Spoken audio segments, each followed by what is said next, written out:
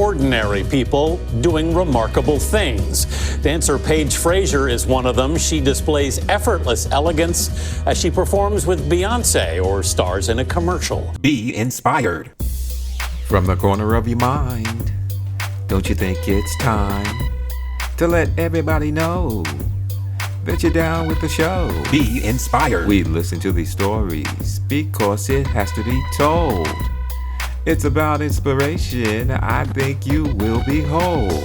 Paige Fraser, a dancer who had a big fight with scoliosis she didn't know she could make right. That's why she's in the American Inspiration Light. I'm David Austin Naylor of Get Ready Productions with another edition of Be Inspired, because all things are possible if you believe.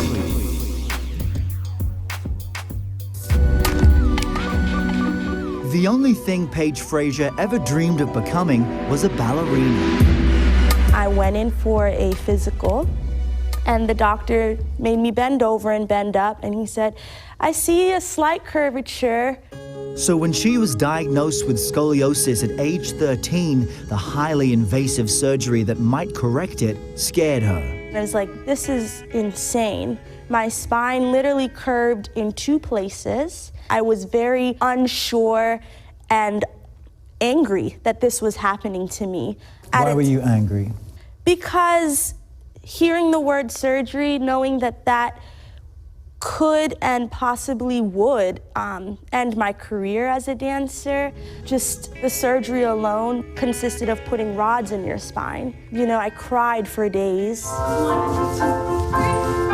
Deciding against surgery, Fraser turned those tears into fierce tenacity. In a ballet class, your hips need to be square, your shoulders need to be square, and all of these things are altered with scoliosis. One shoulder is higher, one hip is higher. With years of physical therapy and corrective back braces, Fraser stabilized her chronic spinal condition, becoming an award-winning dancer.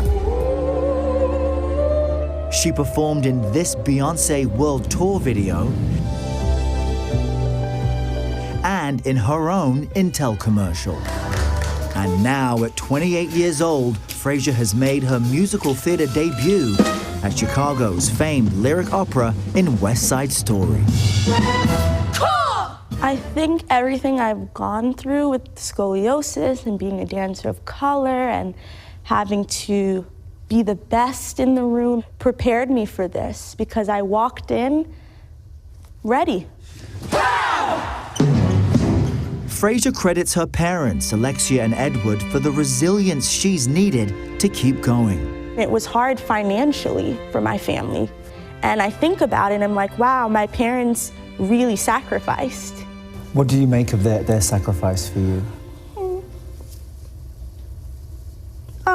I mean, you're very fortunate to have that support. Yeah. I'm thankful. Let's do a grand port de bras. Fraser's sharing her blessings with young aspiring dancers, offering workshops through her own foundation.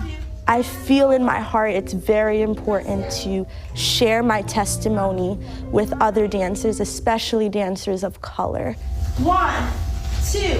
What do you say to someone watching this who maybe they're into dance or athletics or something completely different, and they too have a disability that makes them hesitate and makes them self-doubt?